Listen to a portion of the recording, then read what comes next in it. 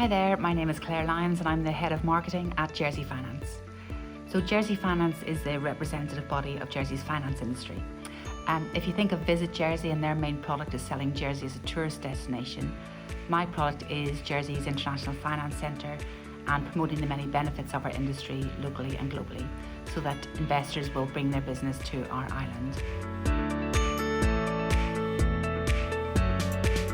Day to day, I work on multi-channel marketing campaigns to showcase Jersey's benefits around the world. By multi-channel marketing campaigns, I mean things like developing events, brochures, podcasts, videos, digital campaigns, social campaigns, anything you can think of in terms of advertising our product. I love the fact that every day is different, and I know many people say this, but it is true. On a typical day, I could be reviewing budgets, signing off brochures, approving social media campaigns, looking after guest speakers at an event, or meeting my team for brainstorms and one-to-ones. We work to tight deadlines and this could be stressful, but I do have a great team of very passionate marketers who really enjoy what they're doing and the impact that they're making. Skills-wise, I think there's a few main ones. Emotional intelligence, staying tuned into what people, to understand people and what motivates them is key. Being authentic to yourself, I think the rest takes care of itself really. Organisation, this is crucial to manage everything. I live for lists, so one for work, one for personal life, one for life admin. Creativity, you must be able to think outside the box and have a good imagination and really see things differently.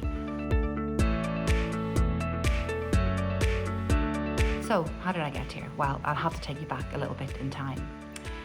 The first thing I want you to think about is, do you have a really embarrassing photograph that will come back to haunt you in later life and all the family laugh at? Well, here's mine. I was 11 years old and about to make my confirmation. Oh dear. I was a funny child, I had lots of friends, but I was bullied now and then because of being the absolute tallest in the class, and I had obviously those crazy glasses to deal with as well. Even one of my teachers used to call me the gentle giant, which I absolutely hated. It hurt sometimes. I thought, how can people be so mean to me when, they're far from perfect themselves? Then I discovered netball, which I was really good at because of my height. So it just shows that the thing I thought was my weakness became one of my strengths. I grew up in Belfast in Northern Ireland during the Troubles, which there was many Catholics and Protestants who just got on with their day-to-day lives, but it was tough going with bombs going off, people getting shot and beaten because of their religious beliefs. Of course, in all these moments, there was lots of fun, because when you're a child, childhood still continues, no matter what the crazy adults are doing. And in the midst of all this, my dad got pretty unwell and succumbed to alcoholism. A brilliant mathematician and inspirational teacher, but so many of his students had been killed or ended up in jail or in the IRA, and it really took its toll on him. I had friends when I was younger, but I spent a lot of my time in the bedroom reading books like crazy. This is my little world of certainty and imagination and escape. Careers-wise then, I went through a whole gamut of career choices. My star sign is Libra, so my mum said I could never make up my mind. I wanted to be an artist, a lawyer, a journalist. I started a university degree which had lots of mathematics and economic things in it, which I dropped out of and worked in Belfast for a while. I then went back to uni and did a degree in international studies and French and Spanish, which I absolutely loved. There was less things like accounting and economics and more fun subjects such as marketing and sociology. And even when I was there, you'll never guess what happened. I met and fell in love with a Protestant. So a lesson to learn here is don't judge a book by its cover. Then when the studies were finished, Belfast was still a bit unstable for a mixed religion couple like ourselves, so we took ourselves to Jersey just to get away from the hassle of our hometown. I'd spent a year in France as part of my course, so I got a job in tourism, which wasn't very well paid 20 odd years ago. But I then moved into Lloyd's working in the call centre and then on to relationship management. And when my boss moved to a marketing job with a leading bank, she took me with her, which was fantastic. Now, I had very little marketing experience, but sometimes it's not all, about the experience. It's just the willingness to learn that really can shine through too. I did love marketing and creativity. I knew from all those days back in my room devouring books that I had a creative and imaginative mind.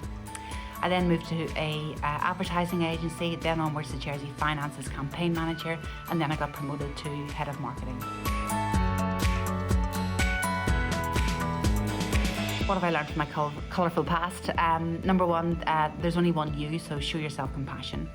Treat yourself with kindness, openness and acceptance. And don't try to, catch up or compare yourselves to others, wanting their career plans, their success, their looks, their money. Just go after your own goals.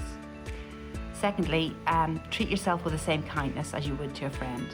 I sometimes felt very socially awkward with my height and my shyness and the glasses, but I was a whiz with words, and I wish I hadn't spent so much time worrying about unimportant things.